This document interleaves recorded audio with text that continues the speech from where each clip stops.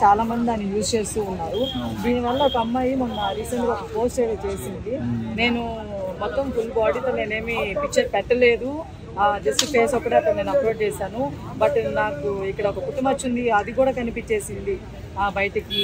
So ఇదంతా చాలా fraud ఉన్నట్టుంది, చాలా డేంజర్లో ఉన్నారు జనాలందరూ. సో కొంచెం చూసుకోనని చెప్పింది. దాని మీద మీ స్పందన ఏంటి? ఏఐ వల్ల ఆడపిల్లల భవిష్యత్తు అంధకారంలో వెళ్ళిపోయేలా ఉంది నాకు. ఎందుకంటే కొంచెంమంది తెలిసి చేసినా తెలియకపోయినా ఒక వీడియో చేస్తే దాన్ని ఏఐగా చేసి మళ్ళీ సోషల్ మీడియాలో పెట్టేస్తున్నారు. అది దానివల్ల తల్లిదండ్రులు ఇబ్బంది పడతారు, కుటుంబాలు ఇబ్బంది పడతాయి. ఇప్పుడున్న ప్రజెంట్ సిచ్యువేషన్లో ఆడపిల్లలు చాలా ఇబ్బంది పడి చాలా ఘోరాలు జరిగే ప్రమాదం కూడా ఉంది. కాబట్టి చాలా జాగ్రత్తగా ఉండాలి ఈ విషయాల పట్ల. తర్వాత సంస్కారం లేదు ఈ ఏఐ చేసేటోళ్ళు. చాలామందికి సంస్కారం లేకుండా ఇష్టానురీతిగా మన సాంప్రదాయాలను కూడా సర్వనాశనం చేస్తూ అన్ని బూతులే మాట్లాడుతున్నారు. మనము భార్యాభర్తలు పడక గదిలో ఉన్నటువంటి సన్నివేశాలను కూడా ఏదో వ్యంగ్యంగా చెప్తూ అవన్నీ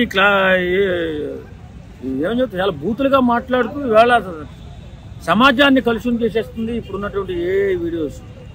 కాబట్టి ఇలాంటి దుర్మార్గమైన పనుల వల్ల ఆడపిల్లలు ఇబ్బంది పడే ప్రమాదం ఉంది. కాబట్టి జాగ్రత్తగా ఉంటే బెటరు.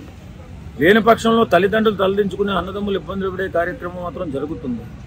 దీని పట్ల తీవ్రంగా ప్రభుత్వాలు కూడా చర్య తీసుకోవాలి.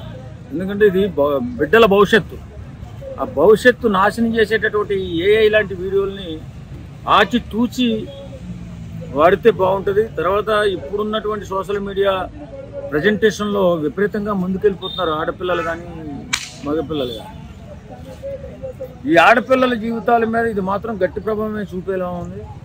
వాళ్ళ జీవితాలు కూడా ఇబ్బంది పడే ప్రమాదం ఉంది. కాబట్టి దీని విషయంలో చాలా జాగ్రత్తగా ఉండాలని కోరుకుంటున్నాను. Thank you.